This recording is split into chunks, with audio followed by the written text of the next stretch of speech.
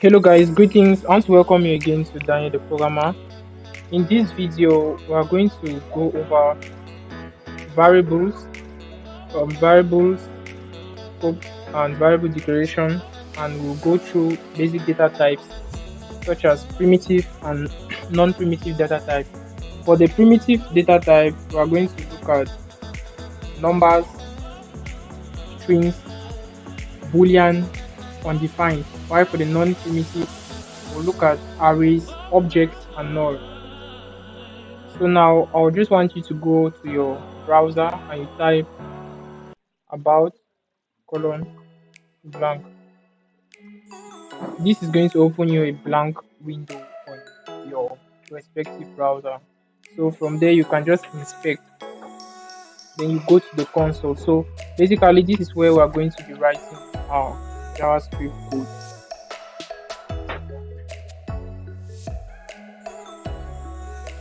As you see, we have variables. Variables are just basically pointers to values. For example, it can be a pointer to an entity. Most people say variable is a container that stores values normally, but I'll give you a typical example. For instance, I have a friend named Daniel. When I say Daniel, the person Daniel responds to me means that the entity responds to me, not the actual person. So for instance, if you call out somebody by name, it's the entity that answers, the name does not actually answer. Also, when you create a variable, say Prince, you don't expect that name Prince to answer you, but you expect the value behind that name Prince to respond to you. So now this takes us to variable scoping. So for instance, Prince will only respond to me. Let's say if we're in a room and Prince is in the room and some other people are in the room, so we are typically in a particular scope. So Prince will only respond to me while in that room. So that's how variable scoping works. In the sense that in that particular scope, you get a variable that is only in that scope. So like it focuses on a sphere of relevance where that particular person or people are found. So now variable declaration, let's go to our console. Like for instance, when you think of the term declare, it's like you want to create something. So it is like creating a variable. Let's quote, for instance, before a human wants to exist, you must declare. Like even in the Bible, you actually call out something before you can actually use it. So for variable declaration, you can either use the let or you can use const. So other people talk of var, but var is not actually used lately because it tends to have scope issues. Like when earlier on I was explaining about scope, I discovered that when you use var, the scope is actually limited and it is deprecated. Many people don't use it.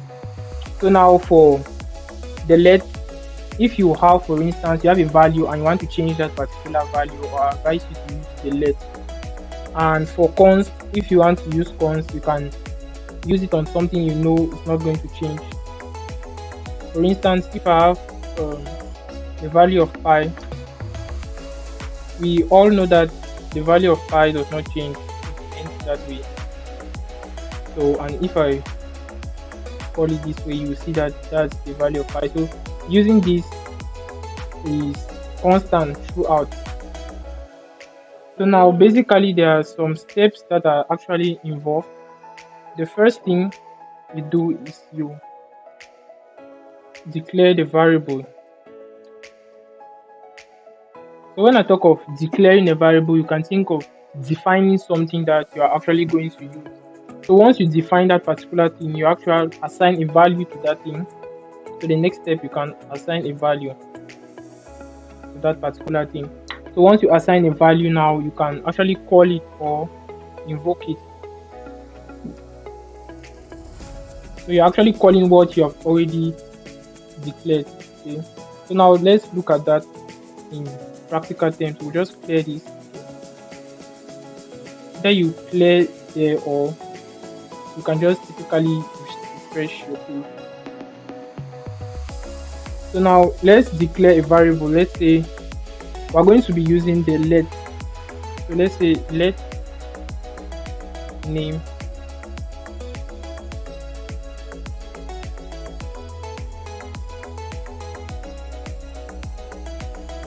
okay, let's let our name to be Prince. So here we have just declared that our variable, each time we call name, we should have Prince.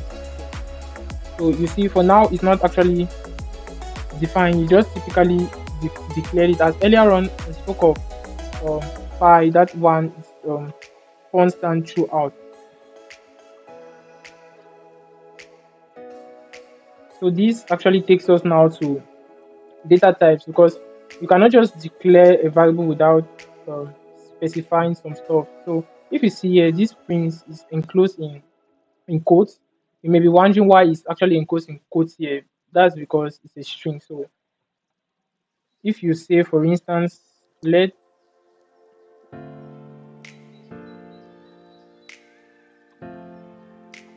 say your best course, let's say physics. Okay, now if you call this, okay, anytime you say best course, it gives you physics, because that's what is actually stored. So this now takes us to the other part of it,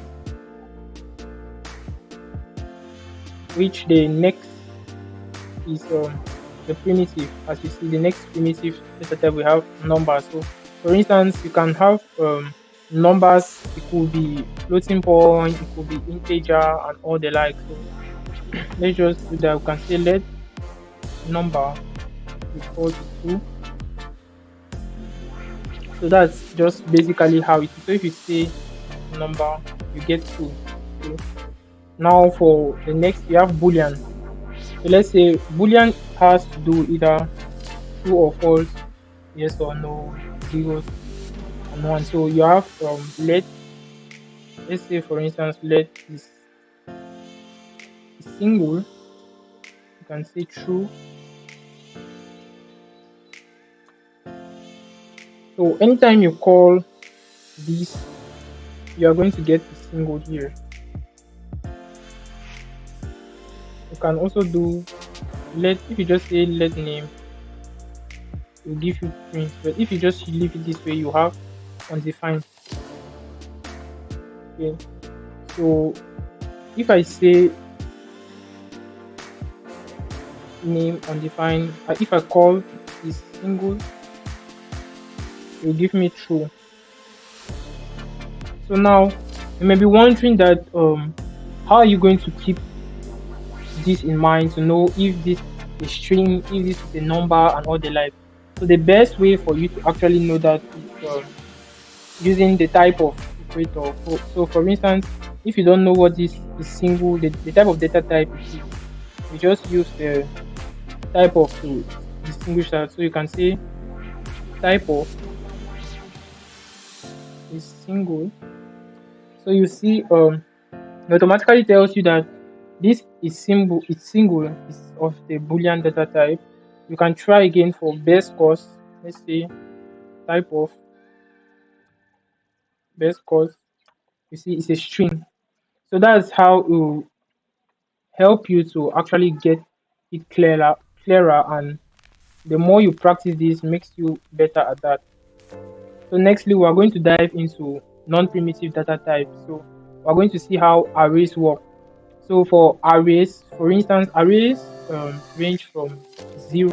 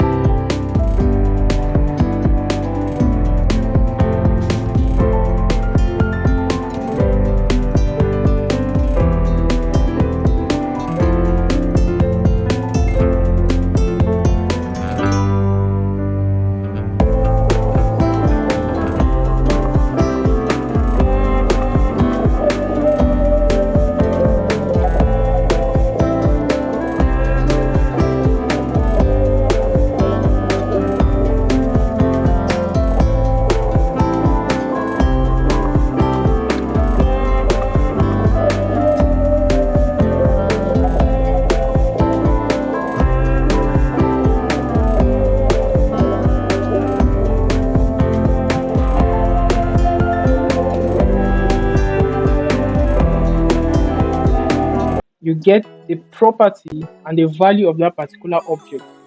So there can be multiple properties in an object. For instance, you can have the name, the age, and so on and so forth. So let's look at that in a more cleaner way. So and for objects, we use curly braces.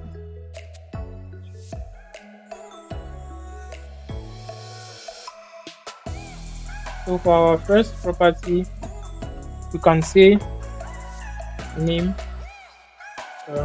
millennium.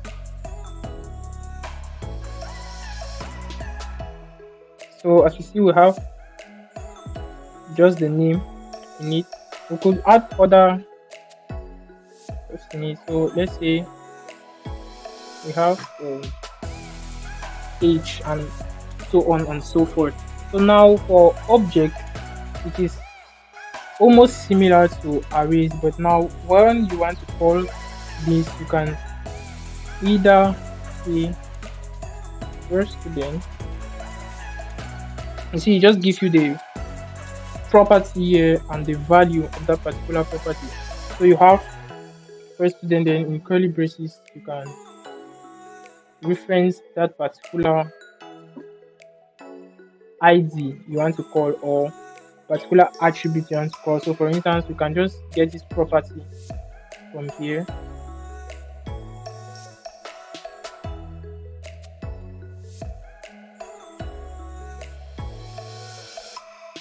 So that is going to get for that particular student.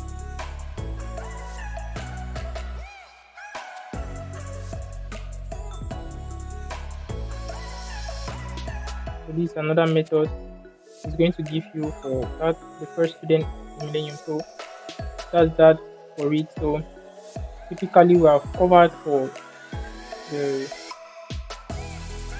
primitive and the non-primitive data type, which is going to give you a basic understanding of how to get started in JavaScript. I need to take note that in every program you are going to write, you need to declare a particular variable that you assign a value to it, then later on you call or invoke that variable.